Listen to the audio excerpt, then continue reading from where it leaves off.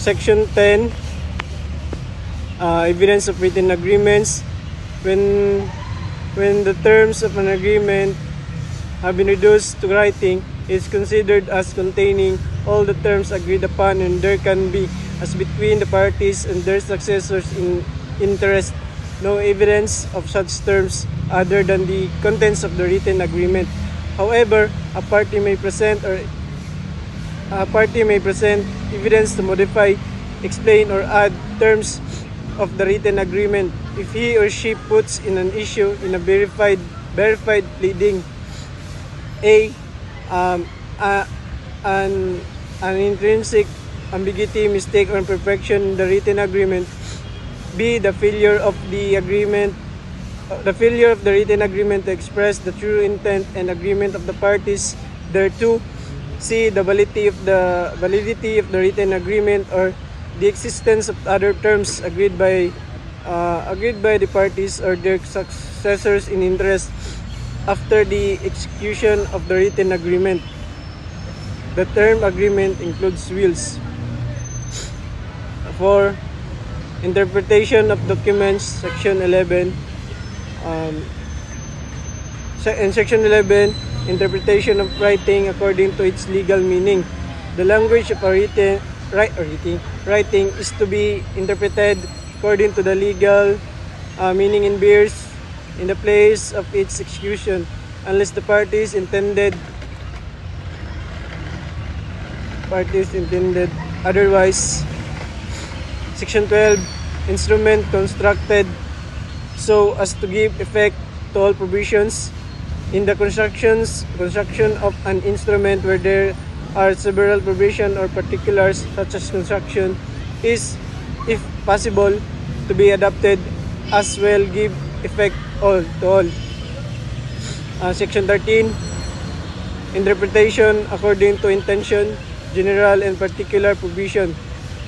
In the construction of an instrument, the intention of the parties is to be pursued, and when general and particular provisions are inconsistent, the latter is paramount to the for the former. So a particular intent will control a general one that is inconsistent with it. Section 14, interpretation according to circumstances. For the proper circumstances under which it was made, including the situation of the subject thereof and of the parties to it, may be shown so that the judge may be placed in the position of those whose language he or she is to interpret. Section 15, peculiar signification of terms. The terms of writing are presumed to have been used in their primary and general acception, but evidence is admissible to show that they have a local, technical, or otherwise peculiar signification and were so used and understood in the particular instance, in which case the agreement must be constructed accordingly. Section 16, written words control printed. When an instrument consists partly of written words and partly of printed form, and the two are inconsistent, the former controls the latter. Section 17, experts and interpreters to be used in explaining certain writings.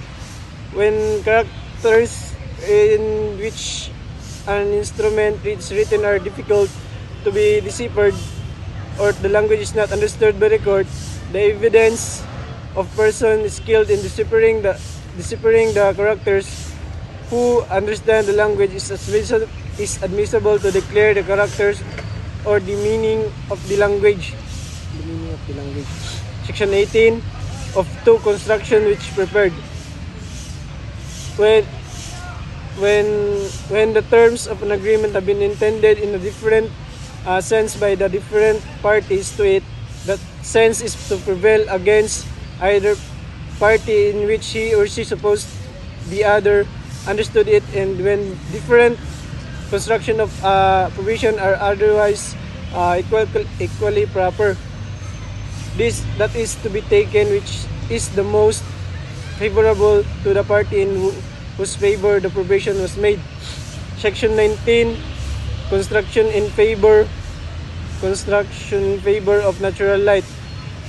When an instrument is equally susceptible of two interpretations are in favor, one in favor of natural right and the other against it. The former is to be adopted. Section 20, interpretation according to usage. An instrument may be construed against to the usage in order to determine its true character.